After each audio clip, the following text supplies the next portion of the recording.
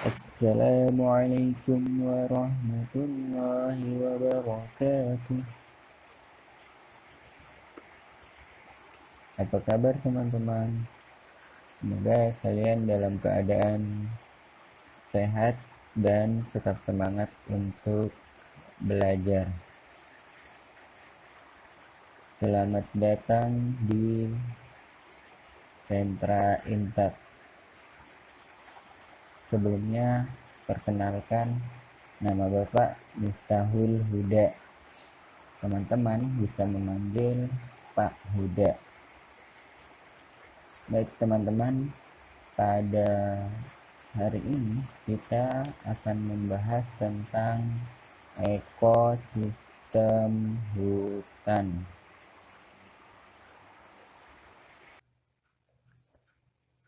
Namun karena kita ada di sentra Imtak, Bapak akan membahas tentang bagaimana mengenal Allah Subhanahu wa Ta'ala melalui ekosistem hutan.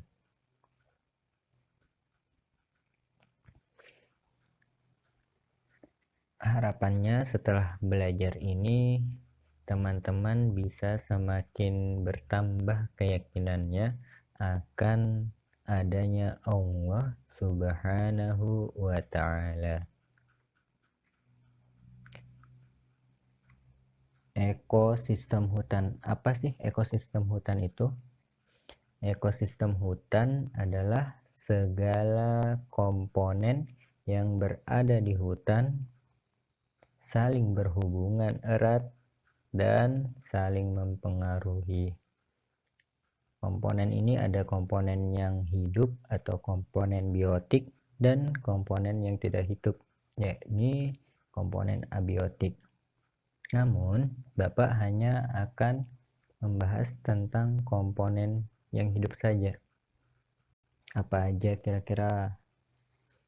Ya, komponen utama dari ekosistem hutan adalah pohon-pohonan.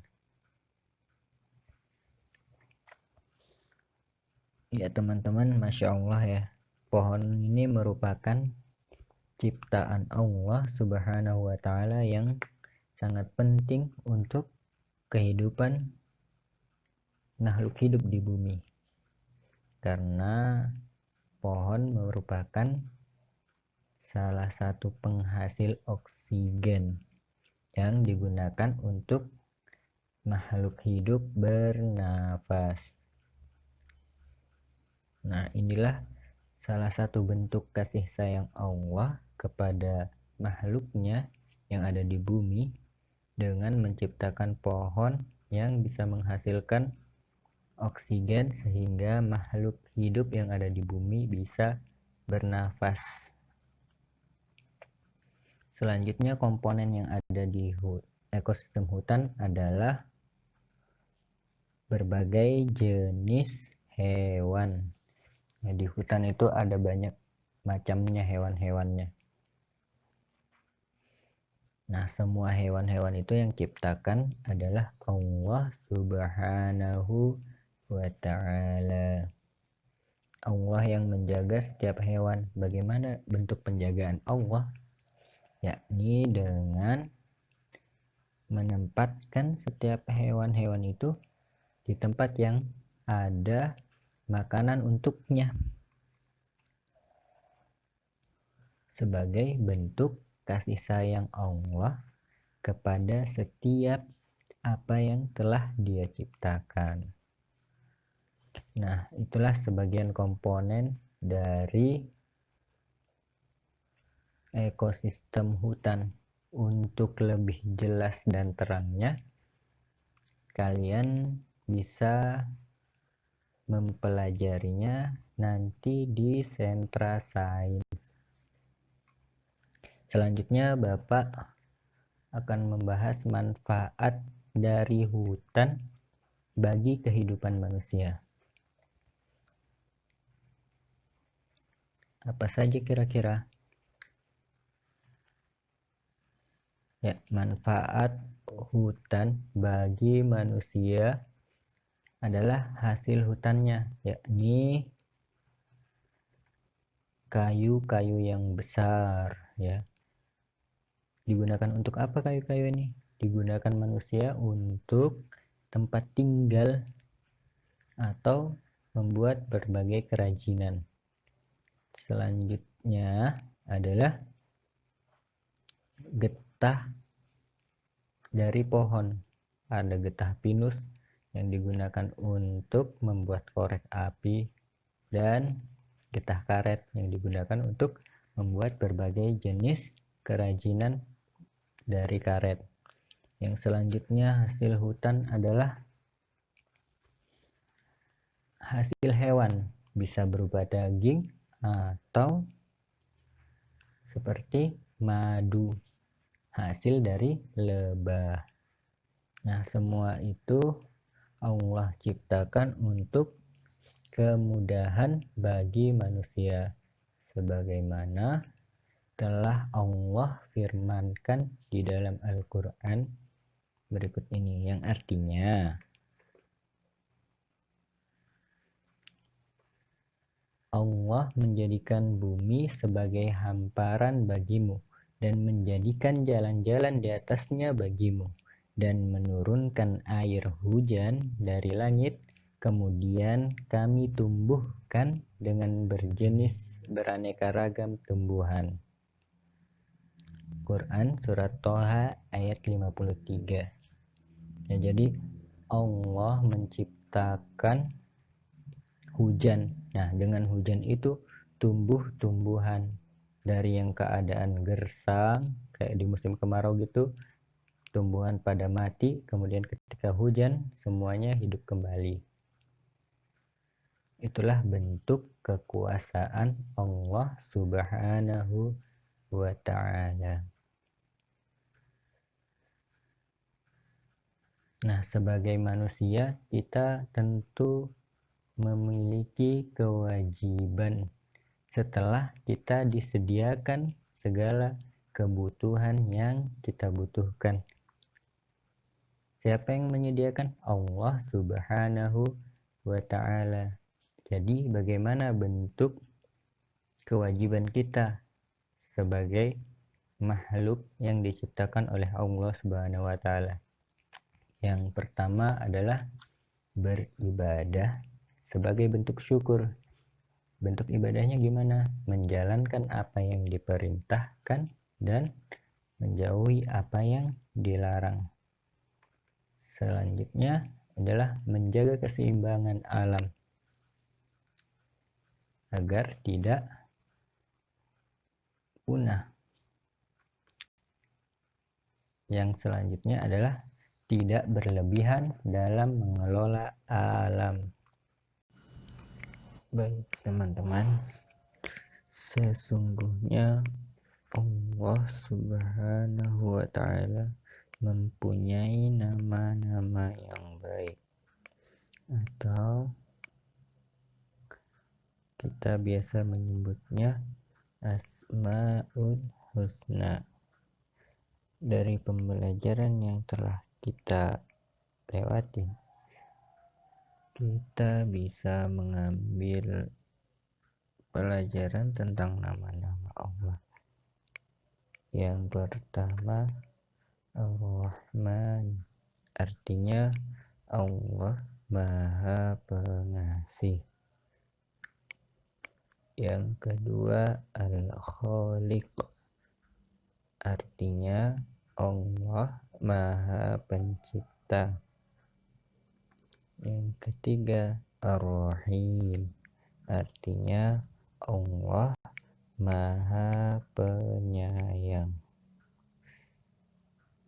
Jadi diingat-ingat, ada 3 nama Allah yang bisa kita pelajarin dari pembelajaran tentang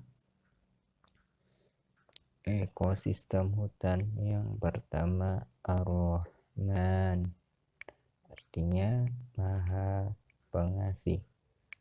Yang kedua, Al-Khaliq, artinya Maha Pencipta.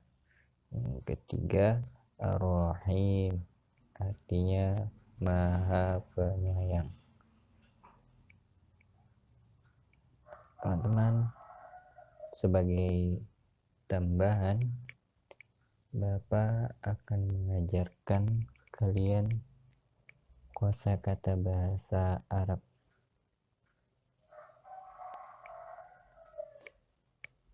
Tolong didengarkan baik-baik ya, dan diingat. Pertama, wobatun, artinya hutan. Wobatun, artinya hutan. Hutan, bahasa Arabnya wobatun. Kedua, daun, bahasa Arabnya waraqatus sajari. Daun, waraqatus syajari. Waraqatus syajari artinya daun.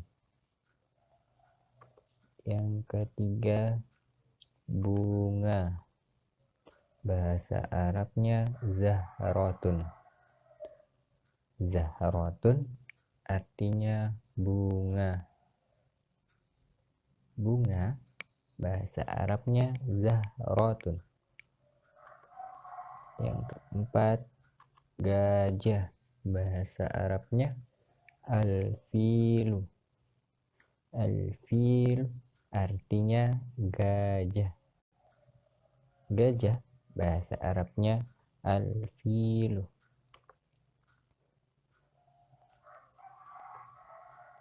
Yang kelima, burung.